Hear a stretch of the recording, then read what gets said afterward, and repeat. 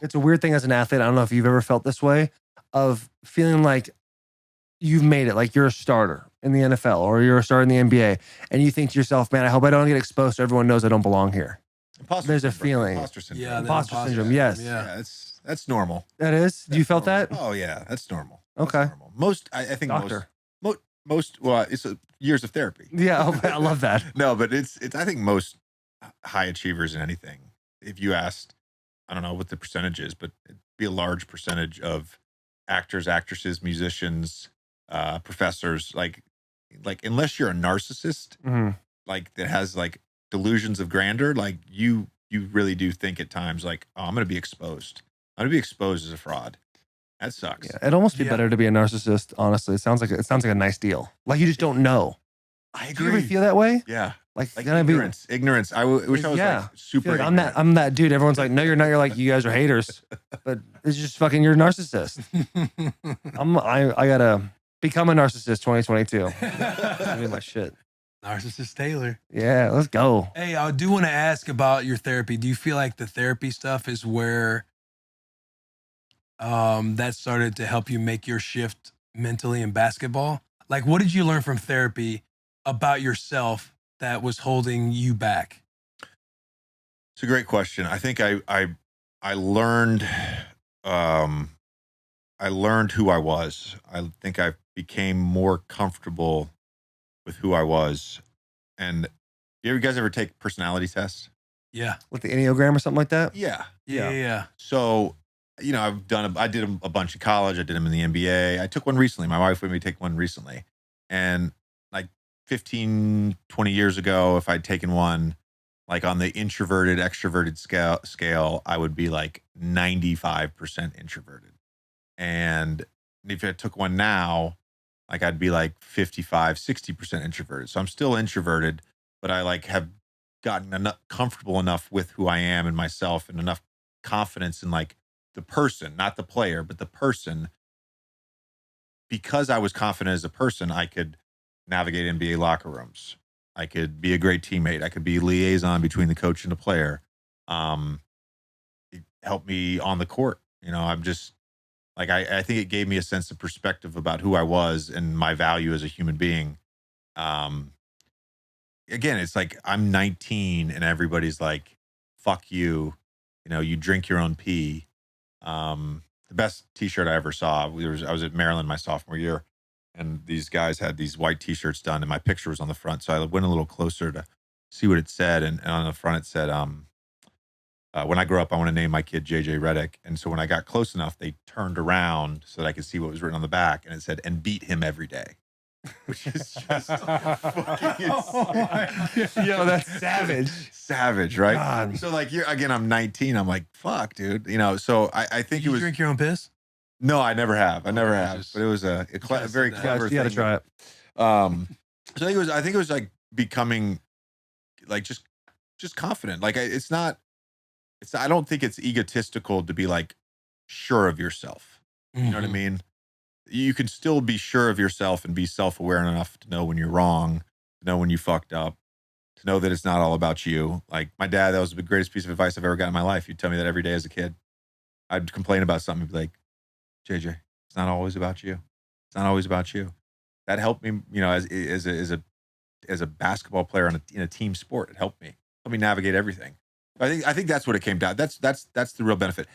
Later on in life, you know, as I became confident in who I was, I still see I've seen a therapist that lives on the West Coast, and he comes into New York like once a month, and I talk to him on the phone. But you know, that more is like almost performance coaching. You know what I mean by that? Like, and he was the guy, along with my wife, really, you know, but he kind of helped me get that last 1% to retire. It was like 99% of the way there for like a year.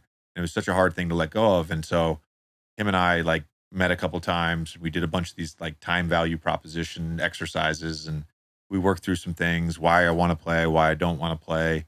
And by the end of the second meeting, it was like, oh, dude, it's crystal clear. Like, it's not even a question about whether or not I should retire. I should retire. Like, it's time. And I was very comfortable with doing it. So, damn. Yeah. Have you guys aren't in therapy, see therapists? Oh yeah, I see therapists yeah. every week. Yeah, Yeah, yeah. absolutely. I first started doing couples therapy before we got married, Yeah.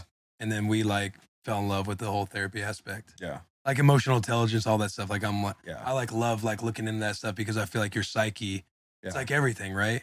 Like Yeah. losing control of yourself in a moment, like figuring out like why am I reacting to this, or why am I getting upset, or losing control, or what am I scared of? Like being in therapy and actually talking about, like it's like you get to dead ends, like when you're in conversations with friends or buddies or something else, and you don't nearly go as far as what you would in therapy. Like there's nowhere to go, and you're in a safe place, and then they ask those extra questions that actually get you talking about Yeah. like the underlying thing that like breaks you, and then you're in tears for whatever reason. Yeah.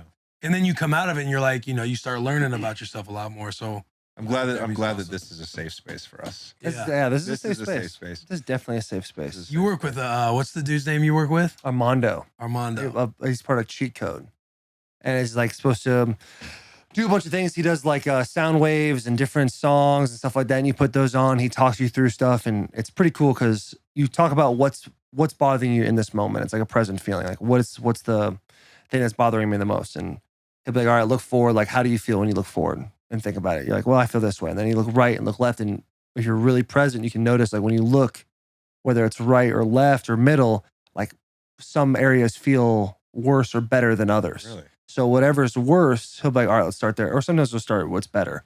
And then you just work through it. He's like, all right, now fixate on a spot.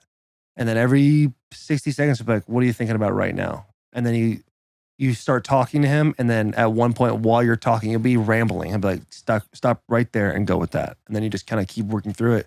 And I'd say majority of the times it ends in tears.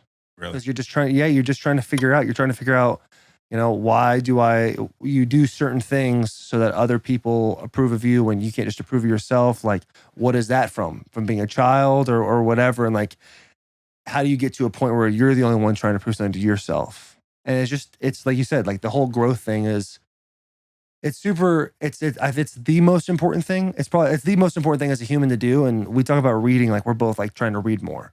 And when I go to read, I'm like, to look at a fiction book, like a book that's not real, or it's not a self-help book. Like, it's so hard for me to go and read that because I could go find something that's going to help me like be a better person, Mm-hmm. And so that's something definitely. And it's like you say it all the time. It's the most important thing. Like with whether it's sports, being a father, being a husband, all that stuff. On the emotional intelligence He's doing it again. piece, no, it was not a question. It was a comment to Will's comment. Is that okay? That's all right. Okay, all right. Carry on. Just immediately when he starts talking, he's doing it again. No, I would say this is a little bit of a callback to what we were talking about earlier about will I ever be good at anything else? And I think what I realized at the end of my career and what I've realized over the last 9 months is like when you develop that side of your personality and develop that side of your brain, you can fit anywhere. Like being able to, like what we do, what you guys have done for a long time, what I did for 15 years and prior to that at Duke and high school, AAU, all that stuff, like what you do in a locker room and being able to navigate that year in, year out, like that is building a skill set. And by building your emotional intelligence, like you can fit anywhere. You could do anything. I really believe that. Yeah. I'm not going to develop a rocket that's going to take us to Mars. Yeah. I'm not saying I can We have do Elon that. for that. But there's other like that. That's like almost like a skill set that is overlooked, I think. Mm-hmm. Yeah, I'd agree with you. Have you read Emotional Intelligence 2.0? No, I haven't. Where do you get the emotional intelligence thing from? The first time I heard it was actually is now become a good friend of mine, David Solomon, who now runs Goldman Sachs. I met him when he was not running Goldman Sachs. He was not the CEO. Okay, flex. Met him. Yeah, it's a little flex. That's But a no, good but flex. it was It's a really it was good like flex. the It's pretty cool. first time. It was the first time I'd ever heard the phrase. I spoke at this. This was like in 2016. I spoke on this panel at this retreat that Goldman Sachs was having for like tech and media CEOs. I have no idea why I was invited. I really, truly don't know. But I spoke on this panel with Maverick Carter and Casey Wasserman, and David and I spent some time together at the dinner that night. And it was the first time that he like brought it up. He's like, "Hey, you have good emotional intelligence. Like, you could, you could work on Wall Street if you wanted." I'm like, oh, so then I like started reading about it, and I started thinking about like how it relates to my own life. And like it goes back to like anything we do as an athlete, like our routine, visualization, all that stuff. It's like that constant flow state. And so like being able to check in with yourself what am I projecting on other people? What is that person projecting onto someone else? Mhm. Like I'm constantly thinking about that. You know what I mean? That's why it's been so enjoyable for me to have you guys in my chair and ask you these questions. It's been very special.